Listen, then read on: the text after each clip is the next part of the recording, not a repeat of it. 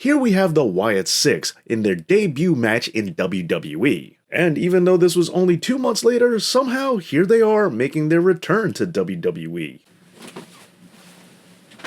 Which makes me have to ask, where have they been and why is it taking them so long to be back on screen? Now sure, some of you might feel that this is no big deal, but personally, I think this might be a sign of a bigger problem, affecting that of the horror gimmick. 3 years ago, I made a video talking about how great horror gimmicks are, and they still are.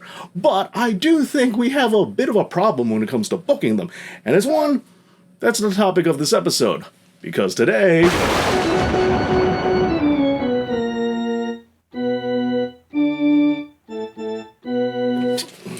Okay, so it wasn't that long ago where I talked about how horror gimmicks always seem to hit with audiences, especially considering there is a lot of crossover between those of the scary movie fan and that of the professional wrestling fan. But now, in a short amount of time, it seems that that might not be true anymore, or at least in terms of booking them, we might have something of an issue. Now, I'm perfectly aware that a lot of you out there are saying, be patient, hold your horses, and after all, absence makes the heart grow fonder. How can I miss you if you don't go away?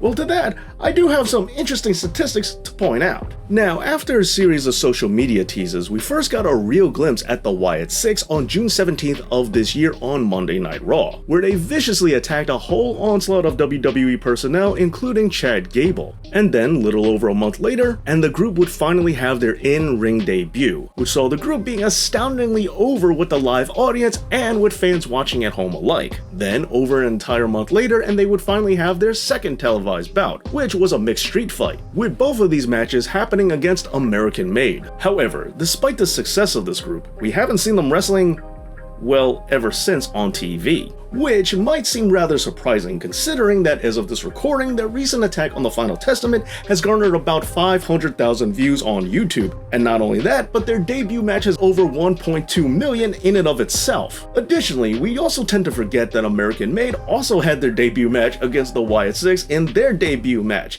And since then, American Made has had 6 matches on TV. And just for a point of comparison, when we look at the original Wyatt family, we'll see that in a similar amount of time, they also had about 6 televised matches too. And that's just counting the matches since their in-ring debut on the main roster. They also have a similar number for NXT. Now, just in case you were curious, the individual members of this team haven't been having solo matches outside of the group. And as far as house shows go, well, this only adds 2 more bouts to their list. But if we start counting non-televised matches, well, the original Wyatt family would be up to around 30 matches in a similar amount of time. Before we continue with the video, special Patreon shout out to Dakari Garment, who celebrates Halloween Havoc during Easter. Mr. J, who told the Yeti to go away, and he listened. Ron Hawthorne, who makes the big red machine look small and blue. Mangy Stray, who knows that the most vampiric thing about Vampiro is that he sucks. And Harry Flynn, who's the reason why the Sandman's theme song tells everyone to sleep with one eye open. Now, on with the show. Now I know there is something to be said about playing a cool hand, but it seems clear to me that they might just be letting their hand cool down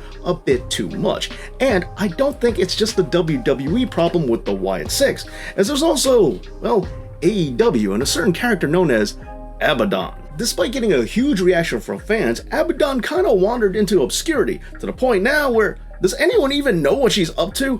And yes, I understand that injury had a part to play in this, but nevertheless, she was a hot commodity that really just went away. And it's not just her either. Let's look at all the bumbling that happened with the Dark Order in terms of booking, as they were never able to find their groove. And even further still, let's not forget about, well, the Wyatt 6 themselves and Uncle Howdy, as fan reaction did start getting a bit muddled week to week when it came to the group. Sure, they got a whole ton of views on YouTube and they were really well received with a lot of people, but there was still that contingency of the fan base that wouldn't stop complaining, even going so far as thinking that in storyline they shot Chad Gable in the head. I mean, come on, did anyone really think that's where they were taking the story? My point is, there's always detractors when it comes to pretty much everything in professional wrestling, but it seems that horror gimmicks are getting a little more pushback from fans than they used to. And with that, is this a problem with the audience, or is it a problem with presentation and how booking is treating them? Because personally, even though I knew there was no chance that they were introducing guns into the storyline, I do feel that this shot in the dark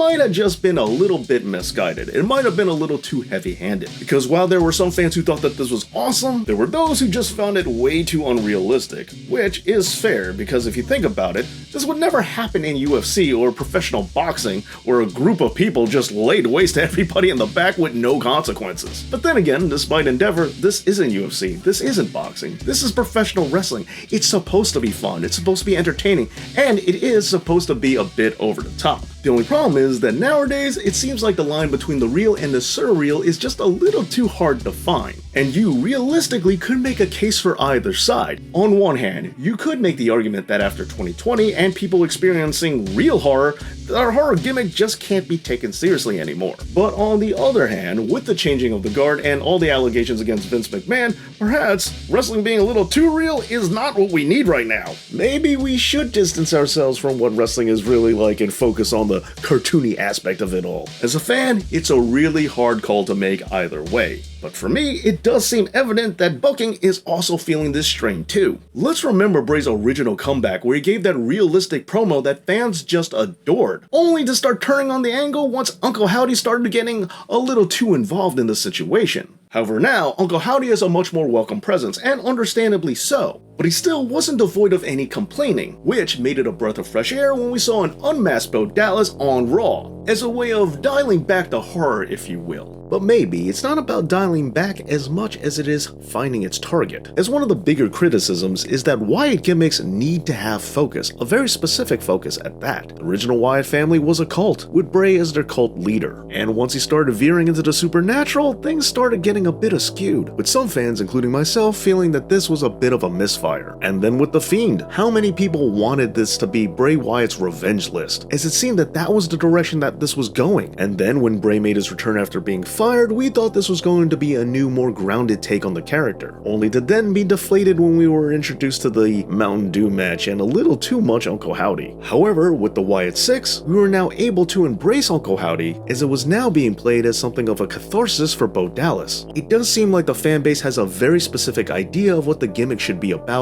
in their mind. We know exactly what we want, and we want it to make sense, perhaps in order to offset the surrealness of it all, or maybe because we're just that heavily invested in them. Now, this does create something of a problem for booking, and I don't mean in that sense of the old cop shows, but rather I'm talking about a creative issue when it comes to writing wrestling. And that's not the only thing, as there's also another problem we have to deal with creatively, and it's a problem that's even shared amongst the likes of the NWO. The issue here is, how can you be a tough, badass group unless you conquer, unless you get a major win? However, this is a little more uphill for Scary Gimmicks, as they can't do something as simple as winning a championship, as sideshows tend to feel a little out of place in the title picture. However, the other hiccup is not only do you need to conquer in order to seem powerful, but you have to keep on conquering if you're gonna seem dominant. Sure, the New World Order ran buckshot over most of WCW in a few months. However, after a year, they had grown kinda stagnant. But that's not necessarily a bad thing, because this would just signify that it's time for the story to come to a close, which is why they should have been vanquished by Sting straight away, but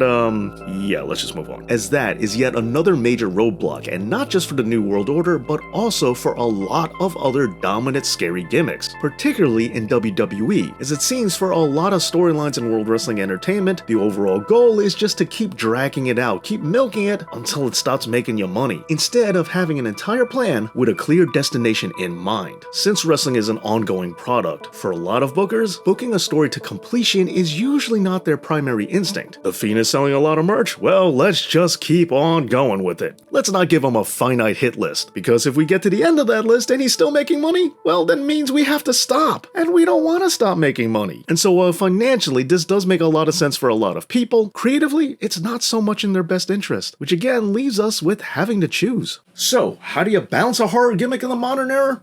Well, that's a great question, which I leave unto you. What do you think about this whole situation and horror gimmicks in today's wrestling? Let me know down in the comments. And please, make sure you're subscribed right here to the Thinking Fans channel, as that's what we're all about here, having great discussions. Thank you so much for watching this video. Please leave a like, and as always, Dave knows.